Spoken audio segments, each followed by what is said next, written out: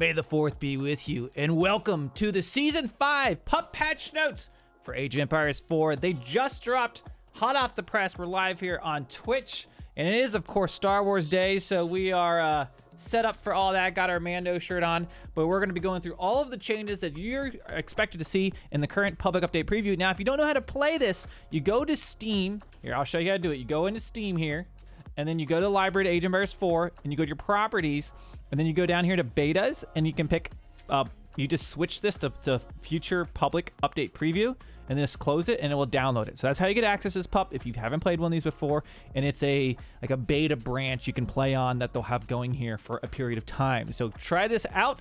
As always, make sure you subscribe to our channel. Let me know what you think about this new update in the comments below, and let's see what changes are coming for you. I know a few of these are going to be super exciting. I've seen a little preview of them, but I'm going to be reading them live here, giving you my reaction. So saddle up. I'll put timestamps down in the description if you want to see like a Civ specific change or specific stuff like that.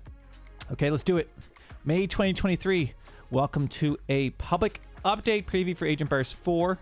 We're excited to take a first look at the changes on the way to Age of Empires 4 as part of upcoming Season 5. Before diving into the details about these changes, please take a quick read through of our welcome post about our dates, preview goals, etc. You can read that. I'll have a link of this down in the description. You've got to log into Steam, by the way, if you want to read these notes. People get confused by that all the time. Okay, excited. Let's do it. New game mode, Empire Wars. Now, this is no surprise to me. This is a popular game mode in Age of Empires 2, as well as they added into Age of Empires 3, and now it's going to be in AoE4. So it'll be interesting to see how Empires works. I was thinking about hosting an Empires Wars tournament. Might be fun. Might have to get a prize pool together for that. I don't know. Could be fun, or a community tournament at the least. Empire Wars is a new... it's obviously they're supporting the Empire here on Star Wars Day. That's what this is.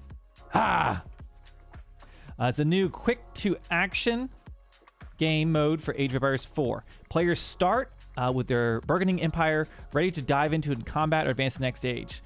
So essentially you start in like an advanced age with typically with a bunch of buildings and stuff already, so you basically get right in the action. Is how Empire Wars works. So it's going to be a custom and skirmish game, so it's not going to be an official mode that you can queue for, I guess. Players start with a variety of buildings alongside distribution of working villagers, and you have a foothold on the map to expand. So if you don't like the Dark Age and those early points of the game, this might be the game mode for you. It could be super fun, a lot faster action, that's for sure. So Empire Wars is going to be a new game mode. Check that out. Same win conditions as standard mode. So will be fun. We'll be playing that. Choosing the game mode. So you can do that in custom or skirmish games, as we mentioned. Start conditions. The economy is balanced around expanding your empire quickly. You start with a distinct town. Kind of things I mentioned before. You start with an established empire, essentially. So that's Empire Wars. New game mode coming.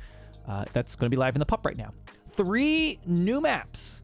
Okay, Golden Heights. Opposing factions settle beneath a cliff shimmering in gold and a fertile pond beyond. Migration.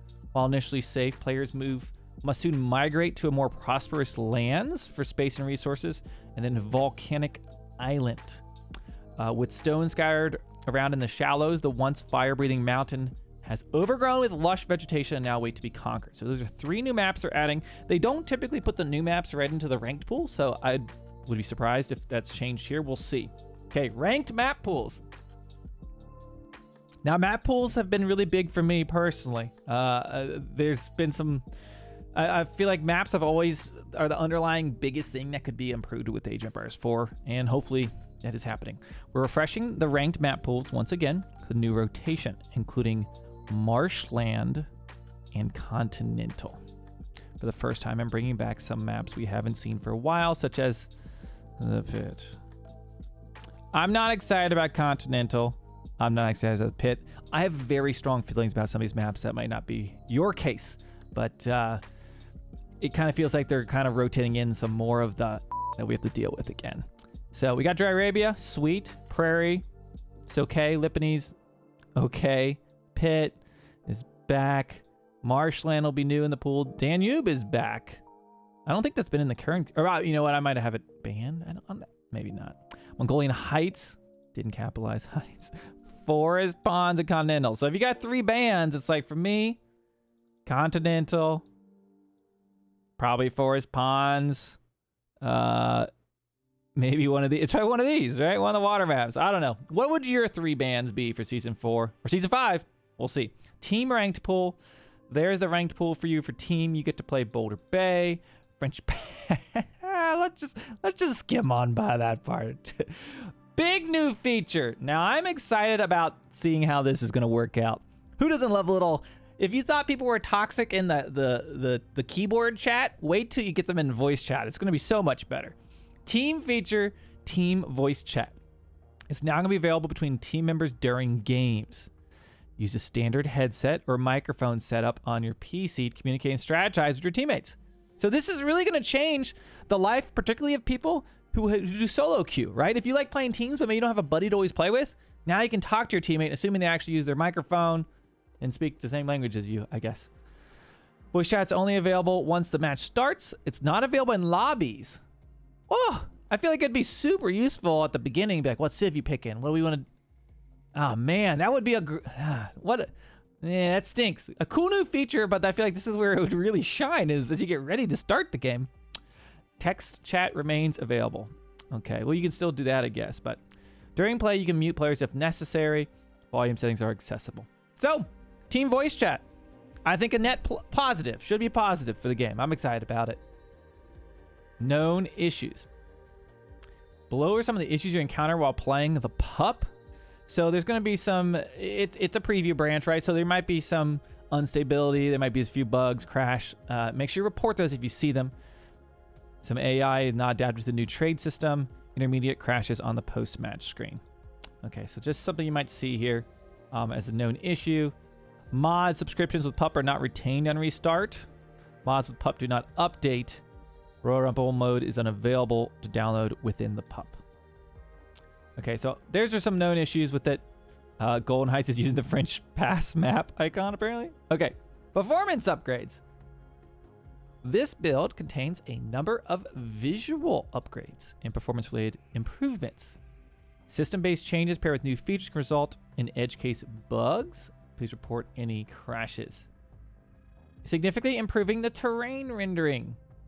Okay, effective terrain texture resolution, terrain projection layering, and lighting. Sound per pixel. It's fancy stuff. Basically, it's going to look nicer, right? Ambient occlusion, improved shadows, improved material specular response. So, going to look better. That's what I'm going to take out of that. Let's keep it moving, because you know you want to see the balance changes. Let's be real. General changes and bug fixes. So this will be general stuff, and then we'll get into more specific stuff here. I'll try to put timestamps below for you once again. Fixed being able to build stone walls through stone towers when connecting to an existing stone wall. Okay, so kind of changing how that's going to build. Fixed a rear case with defensive structures would stop firing. Yeah. Improved visibility. Oh, this is a huge one I've been wanting. You know when we're like casting a game and the damn sacred site like block. This is a sacred site. Text is in the way. Improve visibility around the sacred sites by updating the UI to prevent units being blocked from the player's view. Yes, I love this one. Trees no longer block the cursor when garrisoning into buildings behind them. Fixed a bug where straggler trees would sometimes not be removed when buildings were placed on top of them. Villagers can properly switch weapons to a knife from a crook. So I think that's going to change. You know, sometimes it was still using the sheep's crook instead of the knife, etc. As a follow-up to the previous health bar setting optimization, wild animal health bars are improved to better reflect players' expectations. So the always on will be on, okay, when you have that turned on. So they're just changing how the health bars are going to look for our wild animals until damage are selected. Okay, so that'll be good. Fixed an issue where portions of the minimap were not clickable after it was rotated. Yeah, some people might have noticed that it was problems like clicking portions of the minimap. Fixed an issue where portions of the minimap, production sounds are functioning now in all landmarks. Rank season now is localized. Oh, season name is localized. Fixed an issue where long win condition descriptions on mods will block players from changing win condition options. Oh, man. Okay, AI updates. Personally, I don't play against the AI a whole lot, so I am not going to go through all of these AI changes, but if you play against AI a lot and are kind of curious what different things you might expect them to do, there's a bunch of notes. Pick up those the link in the description. Go check that out. Let's keep going. Hotkeys. Hotkey improvement. Double press hotkey combos are now triggered after the... Oh boy. Now this is... You're going to think through this. Double press hotkey combos are now triggered after the second press of 2 single press hotkey combo presses. Whoa! What? Okay. I'm going to have to read that at least another 100 times. Previously, the double press when something is changing about the hotkeys with your double presses. Yeah, can we put this in the chat GPT and ask it to summarize for me? Whew. Added a new hotkey to cycle through individual landmarks. Mouse scroll up down can be used for a key for any other hotkey binding. The only hotkey I want is the one that selects all of the currently selected unit. Camera zoom in and out. Be bound to a key instead of the mouse wheel. There's a bug that prevented key combos assigned to a modifier without another key from working without a restart of the game has been fixed. So if you've had some poor hotkey experience, maybe there's something in this that will address what you're looking for. I've been pretty okay with how my hotkeys have been working. Maps. Variation of different trees has been increased in some biomes, adding missing straggler trees, hideouts, etc., etc., etc. Okay, Archipelago. I mean, who's out here playing Archipelago Black Forest? I don't know. Prairie adjusted the sacred sites has been generated more evenly between teams and players. These Warring Islands. I'm just trying to hit the maps you're most likely seeing. Minimum number 4 spawn in close proximity to players. Wetlands. Fixed animals and other objects sometimes getting trapped in the forest. I've seen that. And relic spawning. Okay, the masteries. If you're out there grinding your pixel points for your masteries, there they are. Man, they're really hitting us with all the fluff first. Let's see the good stuff. Let's get us the good stuff. UI and menu. Instead of no result going through an arbitration process, we now display the final result in the match history screen when established. Fixed an issue where starting units are now countered as double units defeated to count. We've updated the frequency at which the UI will calculate resources. So it sounds like all the graphs and post-game UI things have had kind of an overhaul. So that'll be nice. Update the names and stats of new upgrades. Observable game browser to make it easier to... Whoa! An improvement has been made to the observable games browser to make it easier to find the games you want. What does that mean? Will they put pagination and allow you to find all current games? That's what I wonder. That's what I wonder. Players can now easily view other players' profiles directly via the match history tab of the player profile. So I like these changes. Players can no longer leave a party while in a match lobby or while searching for a match. Notifications are now displayed in front of menus. Added a new option to control the overall shadow quality of units and buildings. Where they fixed an issue where the age up notifications were not displayed properly. Converted the or up modal. Okay. Fixed a bug that prevented movie titles. Font size. Background music. Can now exit villagers sub building menus by... Ooh, this is a big one. That's a big one. By hitting escape, hitting a right click, or hitting a dedicated custom hotkey. So I remember when I first started playing Age of Empires 4, I was really struggling like getting in and out of my build menus. Like I think I've gotten used to it, but I think this is going to make that navigation a little easier. So quite interesting. Okay, major design and balance changes. Ooh, this is the stuff you've all been waiting for. This is the stuff. Trade update. Trade has always been a great source of gold in the late game. However, there are a number of civ bonuses that make trade more effective earlier on. We've updated the formula to streamline experience and improve overall balance. Let's see what they've done. Gold is now given every time the trader touches a market. Every time they're going to touch a market, it's going to generate gold. Instead of at the end of the trip. So you'll effectively be getting gold more often, but less gold each time the trader arrives. This also means there's less need for micromanagement when your trade line is attacked. Simply right-click on a market and they'll go back to trading. You don't have to worry about. So okay, I kind of like that. You don't have to worry about losing the payload because that was really annoying sometimes, like trying to micro them because you didn't want to micro because you lose the gold. But it'll be interesting to see how that less gold, but they get it each time. Like we're gonna have to test that out, see how that really works. Can I demonstrate voice chat? This is me doing voice chat, the demonstration. The set a home market button has been removed because it's not needed now and replaced with a restart trading. Huh. Traders now always remember the last market they were at and calculate income based off that distance. Restart trading has traders resume their route after being moved or garrisoned. So trade is going to be way different. We're going to have to see how those values end up. Just to be, cautiously skeptical is sometimes there's overhauls like this and it actually has the opposite effect. Now I'm hoping they've tested it. We'll have to really see how this pans out. But trade is majorly changing in Season 5, and you can play it right now on the PUP. Mod download update for custom lobbies.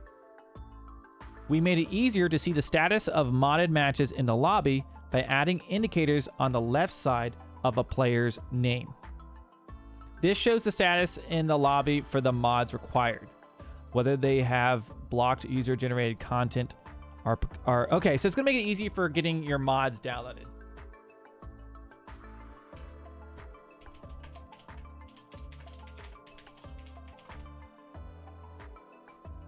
Players can now open a mod's details page and subscribe to it without leaving the lobby screen. Additionally, the mod's creator will now be listed while loading into a modded match. Okay, so this is just going to make it easy for using mods while joining custom lobbies and etc. Right? Okay, unique options for every civilization. Unique units and techs are now major factors that make civs feel different from each other in an exciting way. We have reviewed the overall enjoyment and effectiveness of every Civ-specific unit and technology for this update, which resulted in a variety of changes, which you're about to see. From minor tweaks to full redesigns. Below, you'll find improvements to balance, general gameplay improvements, enhancements, as well as some exciting new tools. So, there's some Civs where their units have just straight up changed. So, be ready for it. Big changes coming for these units. It's going to feel way different. We'll see how these end up. Balance and gameplay changes. So here's all the civilizations. I will provide timestamps for all of them if you're not interested in all of them, but I'm going to go through them right now, one by one. So let's do it. Let's get a swig of water. Balance and gameplay changes. So this will be for all civilizations. New spyglasses technology available from the stables in the Imperial Age increases the line of sight of scouts. Scouts no longer gain extra line of sight as the player ages up. Spyglasses has unique remappable hotkeys for all the civilizations. Palisade Gate. Okay, so yeah, Scouts going to be getting spyglasses. It's going to be an upgrade in the Imperial Age. Palisade Gate health has been decreased to 1250. Units standing on walls that idle aggro will no longer leave the wall to chase. So difference for units on walls. Defensive building attack radiuses are now made visible to any player when selected. Oh, I love it. So you'll be able to see the attack radiuses easier. Monks can now heal any injured friendly units nearby while patrolling. Heal and inspire abilities can now be queued from the command card. Okay, so those are going to be big changes for all the civilizations. Now, naval updates for all civilizations. Armored hull technology. They're changing the cost. Looks like it's getting a little bit cheaper. Research times decrease. Daily Sultanate research time decrease. Naval units under attack move will now continue along the shortest path to the destination after destroying a target, so they won't stop anymore. Arrow ships now target the center of enemy ships correctly. The image that it's just going to be communicates when they hit or miss better. Okay. Springald ships now properly target and shoot enemy units that are close by. Increases the Springald ship's bonus damage versus buildings. When looking at the unit damage versus a dock relative to its resource cost. Okay, so it's going to be more effective against killing a dock essentially with your Springald ship. Okay. We're going to increase the bonus damage to make Springald ships kill all buildings faster. Okay, so that's naval updates. So some big changes there, but I think all of the really good stuff's going to be in the individual civilizations. So let's move on to that. Oh, we start with the best civilization, naturally. Good to see it. The Abbasid Dynasty. What have they done to my beautiful Abbasid? Man-at-arm unit renamed to the Ghulam. What is a Ghulam? I have no clue. This fearsome warrior boasts a powerful double strike that chews through unarmored units, but is less effective versus enemy knights and man-at-arms. So they've got a unit that's stronger versus unarmored units. I'm not initially very excited about that because, like, I feel like in the mid game, you really need units that are really good against armor.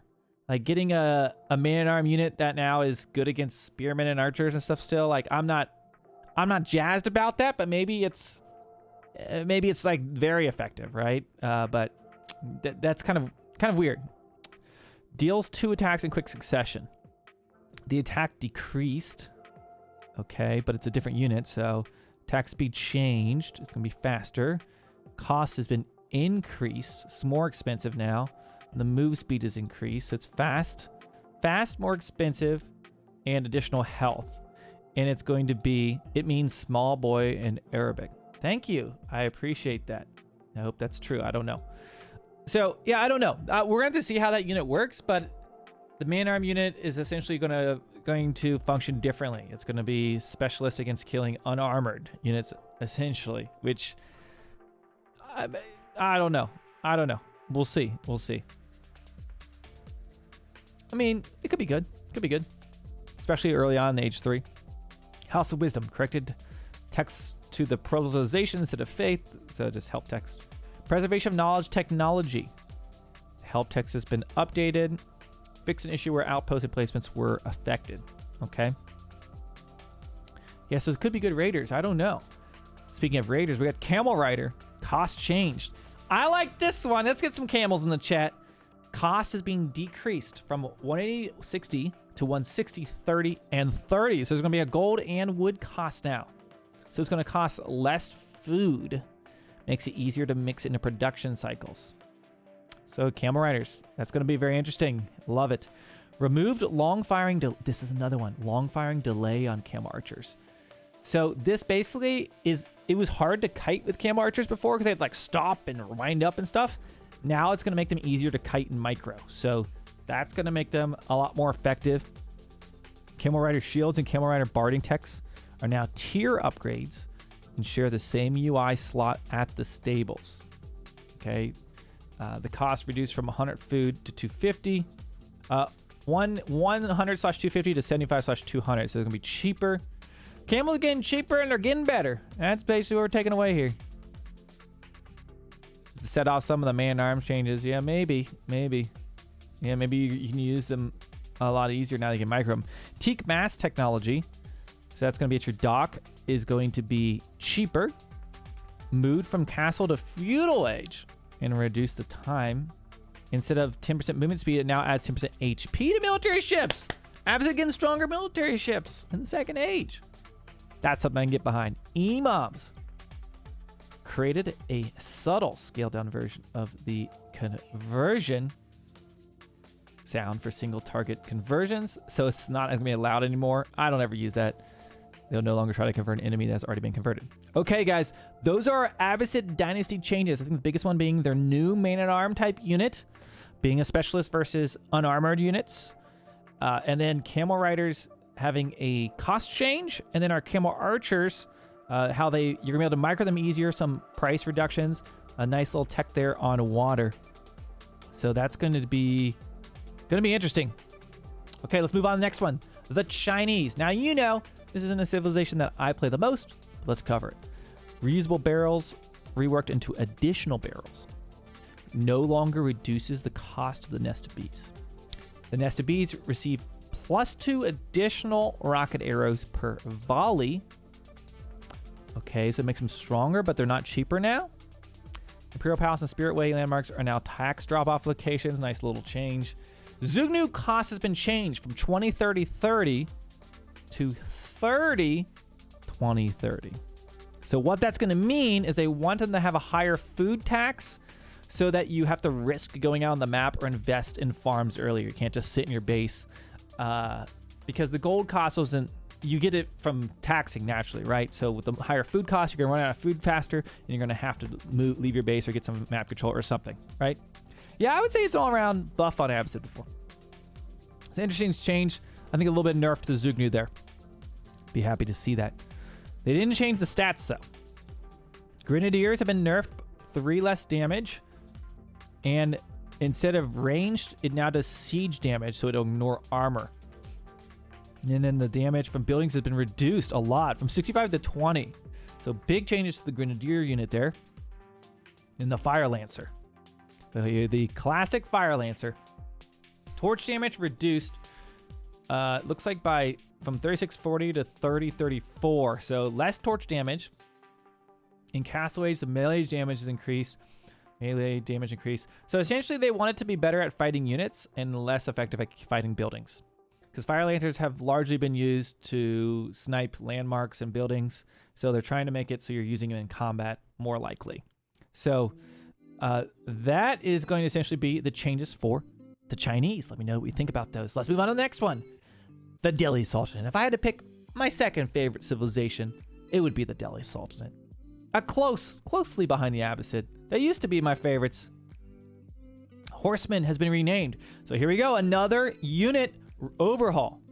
The Horseman is renamed to the Ghazi Raider, and it uses a mace in combat. The cost has been increased because it's going to be a better unit. HP has been increased. Damage is increased by quite a bit. You can see there. Wow. And it gains +2/3/4 versus heavy. So Delhi has long had issues, particularly in the feudal age, of dealing with armored units, whether they're men-at-arms or knights. And now they've got a unit, the Ghazi Raider, that is going to be effective versus heavy. Not only that, in the second age, this is going to lead into later portions of the game. You're going to have a horseman-like unit that is going to be effective at countering heavy. So heavy, that's going to include both men-at-arms, and that will also include knights. So this is kind of like the Camel Rider on steroids, is kind of what I feel. Attack speed change too. Oh, it's going to be a little slower attack speed, looks like, I think. Very interesting. The Ghazi Raider. Compound Defender, just to change the help text. Dome of Faith, help text updated. Let you know I have access to mosque. Okay, the Civ description now states the extra bonus HP on the fishing ships. Elephants. I don't know what this number means. While they are as big as boats, elephants are no longer attacked by dock and placement arrows. The Muslim is going to appreciate that. I remember casting a tournament where he's getting shot by the dock. Updated target priority of elephants to prefer units over buildings. The War Elephant. Oh, I love a good elephant buff. Siege Tusk weapon removed. Now uses the melee tusk against buildings. Okay, so here's the old versus the new. Okay, they used to have 100 siege, but 100 plus 100 versus buildings. Now it has 50 melee plus 45 versus buildings. And the attack speed's gonna be faster. I don't know if that's a net buff or nerf to the War Elephant. I'm gonna assume it's a buff because I definitely don't think they're overpowered. Because when you change like speed and damage, like you gotta do some math there. But War Elephant getting some stat changes. Tower Elephant. The Siege Tusk weapon also removed. Same thing from what we saw from the War Elephant. But it does look like, of course, the Tower Elephant will be a little bit less effective versus buildings compared to the War Elephant. Correct issue with the rider skipping Incendiary Arrow class. Okay, that's good. Added UI buff icon to units affected by Zeal. So you'll be able to see that they've been buffed. That'll be nice. And scholars will no longer be selected first when cycling through building selections. So, some nice changes for the Delhi Sultanate. The biggest ones being the fact that they get this Ghazi Raider. They've got a solution for dealing with armor. I'm definitely going to be trying this out. H2 Delhi is going to be even stronger now, I guess. And then some changes to our elephants. So a fun little change for the Delhi Sultanate. Let's see what we have for the English. Let's be real. You know they're not going to hit him with big nerfs. They're just going to buff him. They always do. Campfire ability. Let's see. So the campfire is an ability you can use to heal, right? Doesn't get used a whole lot. It moved from the longbow to the man-at-arms. And you no longer have to research it. So the man-at-arms can now queue up a healing little fire pit. But it's going to now cost 25 wood to deploy. So you have to spend wood to do that. You have up to 5 campfires. Does this mean like your man-at-arms rush is now going to be stronger because you can just fall back and heal and you don't even have to research it? Oh no. They don't heal. No longer provide healing. They now provide plus 30 sight range increased to units in the area. They also provide some natural sight range if no units are nearby. So they're going to be providing additional sight essentially. If you put one like in the middle of the map, does it just give you vision? Or is it just, it seems like it's only if units are nearby. It wasn't getting much use, so they've changed it around. They have potential such as be putting stealth forest or tall terrain. So they're not going to heal anymore. They can also be attacked by the enemy. So interesting, the campfire ability, going to be a little bit of something new you can do with English. Village hunting bow range increased. Now what does this mean? The hunting bow range has been increased. So that's only for killing deer, right? That's not for killing villagers, right? They didn't give villagers an easier way to snipe other villagers. I really, really hope the hunting bow isn't the same thing that's used to attack other units. Because we don't need villager rushes getting more range. Oh boy, I'm nervous. Hopefully that's what that means. Hopefully that's what it means. Armor-clad technology cost has been increased by 50 food and 100 gold. Appropriate. It is such a good upgrade. Honestly, I think it could even cost 200 food and 400 gold and still would be worth it. Armor-clad is very good, but it's going to be more expensive. That's a little bit of a nerf. The Vanguard Footmen now have the proper torch damage for Imperial Age unit. The King. Cost reduced by just a little bit. Looks like 30 food and gold. Add an ability for Kingly Presence on the King, which you can hover to see the range of the healing aura. Fixed a bug with a Kingly Presence aura radius to match intended size. Okay, those are our changes for English. Overall, they're getting a new campfire ability. They're getting a higher ranged hunting bow. Armor clad is going to be more expensive. And some slight changes here to the King, make them a little cheaper. So those are changes for the English. Let's go on to our changes for the French. Okay, let's see what the French we got here. Hawk has been renamed to the Warthog. Keeps the +1 Pierce armor, which it currently has. But the cost has been reduced from 120 food, 200 wood, to 30 gold, 85 food, and... Or 85... Wait. That's the cost right now is 120, 230, and now it's going to be 85 and 200 wood and 30. So cost change. The total cost is effectively 10% less resources. But it's just realized in food. That was confusing. But new Merchant Guild technology available in the Imperial Age. It costs 200 food and 500 gold. Active traders generate 1 gold every 6 seconds. So remember they changed trade. So we don't really know what that's going to mean exactly. But they're going to be now generating gold with this tech in the Imperial Age. And it's expensive tech, that's for sure. Because you got to think about if you're spending 500 gold on that, you know, how long it's going to take to at least get that your investment back and then some, right? Affected by the French economic... Just wait, I can see the Age of Noob video already. He's rotating around the trader. He'll have the answer for us. Affected by the French economic technologies discount and available at the Royal Institute. Okay. Long guns technology. The damage bonus has been increased from 10% to 15% for gunpowder ships. Now also increases bonus damage. Move the Imperial Age. Cost increase. Add the Royal Landmark. So that's going to be... It looks like they've made some changes to their water a little bit here. And then trade. Arbitrier. Gain +1 range while Pavis is deployed. So we're going to give them some more range. Fixed a bug, removing after activating, ignored the ability cooldown, and it can now be activated while on stone walls. So a little change there if you're going to activate that, get some extra range. Something got a micro. The Military Academy now increases the production speed of the College of Artillery. Okay, so that'll be faster. Corrected the keeps help text value of French influence 25 to 20%. So no really major changes for the French here. I would say the Hulk change is maybe one of the bigger things. I mean, this new tech is going to be... that could be a big economic tech. And then, yeah, having some more viability here on water. So there we go. Those are changes for the French. Let's move on to the Holy Roman Empire. HRE, only a few changes here. Devoutness and benediction technologies. Benediction has been removed from the game and merged into devoutness.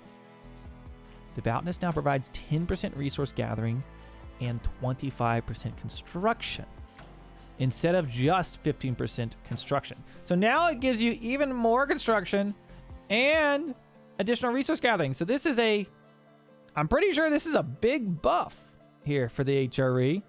Unless I'm forgetting exactly what benediction was. I don't remember the exact definition of it before. Chat will correct me if I'm wrong, but I think that's a buff. HRE is always, I always think they just like slowly fly under the radar. They're always just like consistently pretty dang good if you know what you're doing. Corrected issue where the Great Palace of Flensburg Wonder could not use emergency repair. Okay. Relics are now ejected when docks are destroyed. So HRE, not really a whole lot of changes for them. Let's move on to the Malians. What will they do to the scouts is what we wonder, right? The Malians. Fort of the Hunter's Landmark now properly has 5 fire armor, so buff. Warrior Scout. The regeneration has been reduced from 2 to 1.5 in feudal and castle, and then 2 to 2.5 in imperial age. It's been increased. What? They've buffed the movement speed in imperial age, the regeneration speed in imperial age, and then it's been reduced by 0.5 in feudal castle. And I guess it's a little bit, I guess they really want that still to be a core feature of the unit. That's still pretty decent, I feel. But it's certainly not going to be as good as it is right now. I'll be interested to see how much differently they feel. That is a significant cut. Reduce the movement speed in feudal. So that's going to be a big thing. They're going to be a little bit slower now. From 1.8 to 1.75. And then a veteran upgrade grants plus 100% bonus damage versus ranged units in cast. This is like the unit that's going to be like most affected by age ups. Versus ranged units in castle age. Okay. So it'll be more effective against range in castle. Canoe tactics. So big changes for the warrior scouts. Sound off. Let me know what you think about those changes, please. It'll be interesting to try. Canoe tactics cost has been reduced, so it's going to be cheaper. Research time reduced as well. So that's going to be a little buff. Cattle. Village cattle gather rate reduced from 9 to 0.81. Food gathering techs now apply to the passive income of cattle garrison. So your your garrison cattle are going to be improved by the food gathering techs. So they're trying to make you not eat the cows. They want you to farm them inside of the pens. I still think, even with that change, people are still just going to keep eating the cows because it's easier. But it is going to be a little more effective if you're one who likes to garrison your cows. Fixed a bug to ensure cattle population has a display to inform the player there is a limit to how many cattle the user can have. So there you go. I'll let you know about that. So change the cattle. Improved armor tech cost has been increased 100 to 250 to 150 350. Okay, imported armor tech. That's going to be more expensive. That's a nerf. Updated civ bonuses techs. That includes the research time of veteran units is reduced by half. Corrected an issue where the UI would be hidden after you research poison arrows. In the tech tree, it updated. Okay, so for the Malians, the biggest change is going to be they have, I would say, changed warrior scouts. I think nerfed, but they're kind of getting different stats all around. But I think it's going to be a net nerf for them. It'll be interesting to see how they play out. And then changing how the cattle behaves. That's going to be a little bit not as favorable of gather rates. They're trying to push you to put them in the ranches. But the thing about the ranches is like it takes cost. You have to pay for it, and it takes time for it to pay off. So like in the earlier stages, yeah, I don't know. It's interesting. So that's going to change. That's the Malians. Let's move on to the Mongols. Lancer. Okay, this is kind of similar to what we saw with the Delhi Sultanate and kind of what we saw with the Abbasid when their unit changes. The Mongol Lancer has now been renamed to the Keshik. And wait, it is available in the feudal age. You heard me right. Now they have A new unit in the feudal age, the Keshik, the Lancer has been gone, and it's going to have different stats. Look at this. Cost has been decreased. You can see 120 food, 80 gold. Attack has been decreased because it's not a Lancer now, right? So overall, like if you want to like to have Lancers in the late game, you know, the highest stat you're going to have is 23 there, right? Versus the 29 you had before. That's a different unit, right? HP, you know, the first civ I made was Mongols. Maybe we'll have to try them again. HP decreased from 190, 230, 270. So they're getting less HP because they're not a knight now, essentially. Attack speed is improved. This is going to be attack faster. Restores 3 HP each time it attacks. Wait, what? It heals while attacking? Oh my gosh, I sure hope they've tested this. I can just see people like doing this and just having like unkillable Keshik, but it apparently heals 3 HP every time it attacks. I guess it can only attack so fast. The train time has been decreased. There's a new Step Lancer tech available in the Imperial Age, which gives them +1 HP per attack, additional HP per attack, and increases the attack speed by 10%. And then a new improved Lancer gives them +2 HP per attack, and then 15% attack speed. So basically, we got a brand spanking new unit, the Keshik here, and it's gonna be changing up how the Mongols play, that's for sure.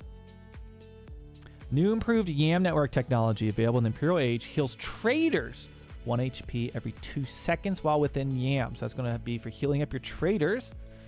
Kurultai corrected issue with Landmark wasn't healing allied units. Silver Tree, discount production speed, production bonus reduced from 50 to 40%. So the Silver Tree is being nerfed by 10%. And of course, there's an overall change to the trade. So it's going to be a lot different, right? It's going to be a lot different. Khan Scouting Falcon ability can now be summoned from range at the player's cursor location. What? Does that mean it can like fly across the map? You can now see over the top of trees. Can be summoned from range at player's cursor location. Yeah, it doesn't say how far. Maybe it just doesn't get as close anymore. I can't imagine it's across the map, but that would be crazy if that was true. Piracy tech, the cost is now cheaper and it now researches faster. So that's a nice incentive to get the piracy tech to get resources for raiding. Stone commerce tech, cost has been increased a lot. Look at the gold difference now and food and the research time. And so, yeah, okay, so stone commerce is going to be a lot more expensive now. Added court architects technology to the Uvu and the White Stupa landmarks. Packed buildings. The Gur, step right down pasture, pack time reduced to 1 second. Oh my gosh. That's going to be a lot faster. Whoa. That really is, that's probably the biggest change. I mean, in addition to the Mongol Lancer, like that's going to be a huge change. Fixed a bug where the packed buildings were getting repaired at the same speed as siege weapons. Now repaired at the same speed as other buildings. Fixed a bug where packed buildings had large minimap icons. A new Mangadai icon is added to help to know the difference between Mangadai horse archers from other horse archers. Okay. Fixed a bug where the light junk wasn't playing a death animation. The Military Academy by correcting out-of-date help text. Okay. And values. Fixed an issue where the Mongol AI could gather wood in the Mongol AI. Okay, so there you go, guys. Mongols. Big changes. Mostly this Mongol Lancer going away, becoming the Keshik. Some changes to the Yam network. Some nerf to the Silver Tree. Of course, trade chaining is really going to change the Civ. Something with the Scouting Falcon and then the pack times of your Gurs and stuff. That's going to be way different. Okay, let's get on to the Ottomans. The Twin Minaret Madrasa landmark.